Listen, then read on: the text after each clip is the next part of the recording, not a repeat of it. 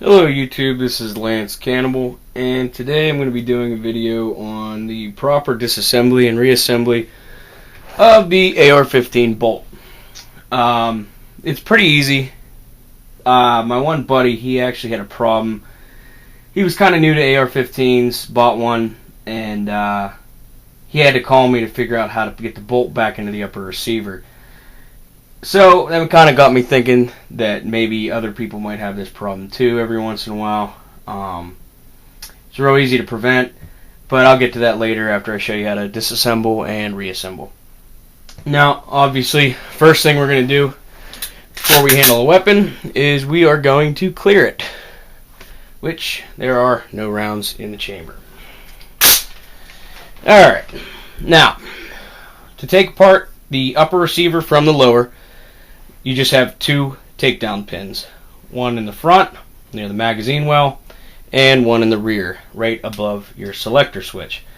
Really all you have to worry about to take the bolt out is the rear one. If you just push that in with your thumb, it might take a little pressure, and then it pops out the other side. Just pull that out, and these pins will always stay in as long as they're working properly. But the pins will stay in, you don't have to worry about them dropping out or losing them. From there, you just open up your rifle shotgun style.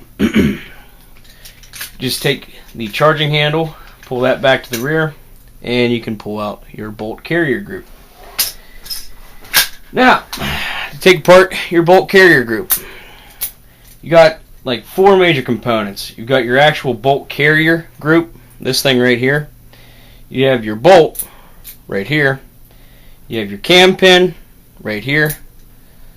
And you have your firing pin inside here, which that silver piece right there. You have your firing pin, and you've got this firing pin retaining pin. It's basically just like a cotter pin that goes in to secure the firing pin inside the bolt carrier group so it doesn't fall out.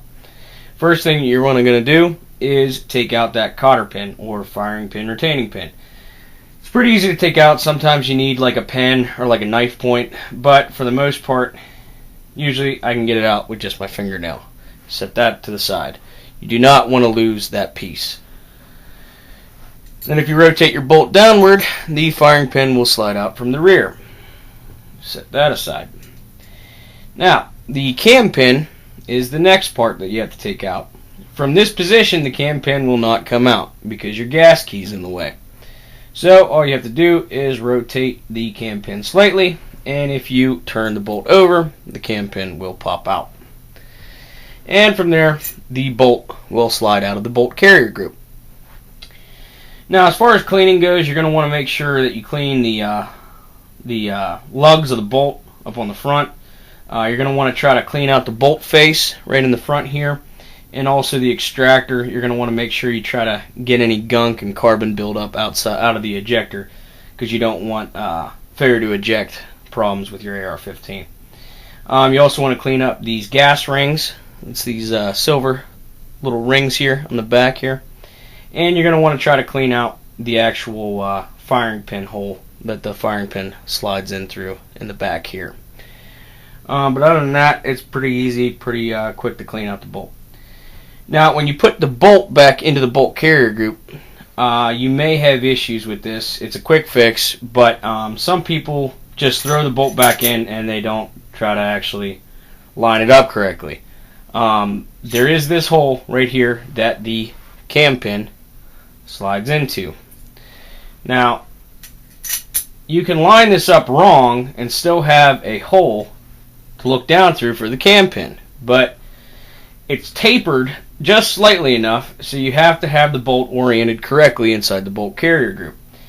Now, with a right-handed AR-15, you're going to have your bolt slide in, and you're going to have the extractor, if you're looking down onto the bolt face, you're going to have the extractor basically pointing to like 10, 11 o'clock, or like a northwest direction. Some people might have it turned like that when they put it in, not realizing. And the problem that you're going to have with that, like I stated before, is the cam pin is not going to want to slide down into the bolt because of the taper. So you always want to be conscious of that and make sure that the extractor is pointing, like I said, to the northwest position. After you get that lined up, the cam pin, which the top of it is like a rectangle here, you're going to want to have it so the longest side is going to run parallel with the gas key. That way you have clearance for it to slide in. After you do that, you're then going to rotate it 90 degrees. That way the cam pin will not fall out because it is underneath this gas key. When you have that properly lined up, then you can take your firing pin, slide it from the bottom up into it, and it'll slide right up in like that. Once you get the firing pin put back in, just like I did, but in reverse order, you take your cotter pin and you put it down through the hole. The bolt carrier group is now fully assembled. Now, a quick little function test to make sure everything is working properly and nothing's binding up is called the slap and whip test, or pop and flick, whatever you want to call it. But basically, you take your bolt carrier group, take the palm of your hand, and you pop the bolt in. Then, with your right hand, give it a little flick, and the bolt should come back out relatively easy, just with the pressure of you flicking your wrist. So again, pop, flick. Bolt carrier group is now good to go. Now, the problem that my buddy was having was he left the bolt back, and that cam pin is going to get in the way of the charging handle and the upper receiver, so you won't actually be able to put the bolt in. So he was freaking out thinking he put the bolt carrier group back together wrong. But he did it right, he just didn't follow that one simple step. So, again, with your charging handle out a little bit, you don't have to take it all the way out, but you have your bolt. Now, this bolt right here, bolt carrier group, has the bolt face inward into the bolt carrier group. As you can see, when you pop the gas key up into the charging handle, it will not go into the receiver because of the cam pin. Now, give it a little flick. Bolt is now pointing outward from the bolt carrier group. Same deal, put it up into the gas key, up into the charging handle, and the bolt carrier group will slide right in.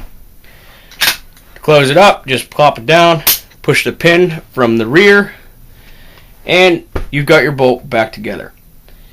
That pretty much concludes how to take apart and reassemble the bolt carrier group. If you have any questions, put them in the comments. It's pretty much straightforward. I don't know if you would actually have any questions, but feel free to ask them if you need to. Thanks for watching.